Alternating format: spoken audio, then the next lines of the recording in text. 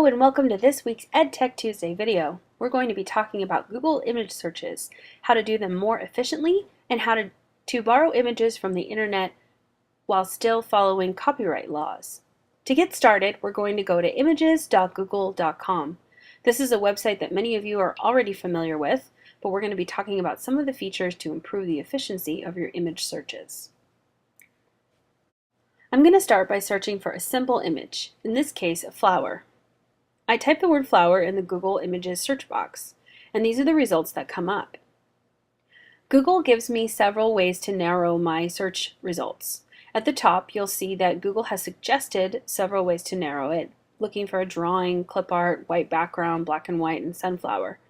But a better way for me to search for an image is to click on the Search Tools button at the top of the page. When I click on the Search Tools button, several other options appear that are more helpful to those of us that are teachers.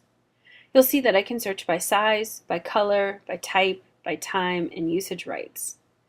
If I search by size and I look only for large images, what that gives me are results that are all high-resolution photos. This is helpful if you want to zoom in and show students the details in a particular photo. If I'm teaching my students about the parts of a flower, for instance, I will want a high-resolution image so I can zoom in and show them the specific parts of the flower that we've been talking about in class. I can see much more detail in a large image than I could with a smaller one.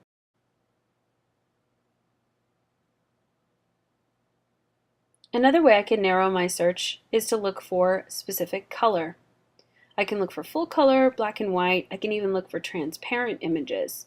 But more helpful than that are the boxes at the bottom with different types of color. So let's say I want to search for a pink flower specifically.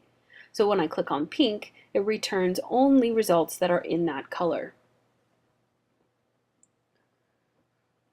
I can also search by type. I can look for only photos with faces in them, ones that are specific photos, that are clip art, line drawing, and animated. Just to show you what some of these options are, let's look at the clip art results.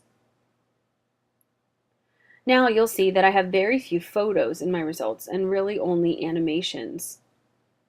I can look for line drawings, which usually means that there's an outline instead of a filled-in image. And if I search for animated, these are images, for the most part, that have a part of them that moves. So like this flower that I'm looking at is a pink flower, but it's animated. For school, most of the time, we'll just be looking at straight photos. You can also search for images by time. This is helpful if you're looking at a location or a current event and you want to make sure that your images are the most recent ones possible. So you can click on past 24 hours, past week, or you can choose a custom range. Another category to look at are usage rights. This is probably the most important part of searching for images on Google. Usage rights means that you're searching for images that you can borrow without violating copyright. Although this has not been regulated very well in the past, it appears that in the future, companies will start suing people for using their images without permission, and that has happened before. So for us at a school, we need to make sure that we choose labeled for non-commercial reuse with modification, which is the one that I'm hovering over right now. You can also choose label for non-commercial reuse at the bottom, but that limits you because you're not able to crop the picture, resize it, change its color, or make any other major changes to the photo. So you're better off sticking to labeled for non-commercial reuse with modification. This would be anytime you would want to borrow an image and post it online. Even if it's to Google Classroom, you want to make sure that you choose an image that's not going to violate copyright.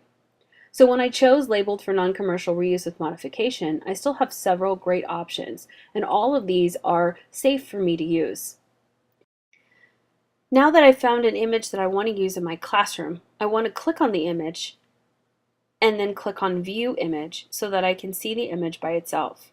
Then I'll right-click on the image and I'll click Save Image As so I can save it to my computer. I could also copy the image and paste it somewhere else, or even just copy its address, which is a good thing to do so that you can give credit to the source where you received this image.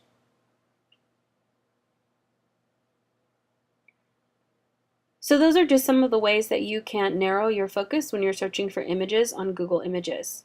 Thanks for watching this week's EdTech Tuesday video.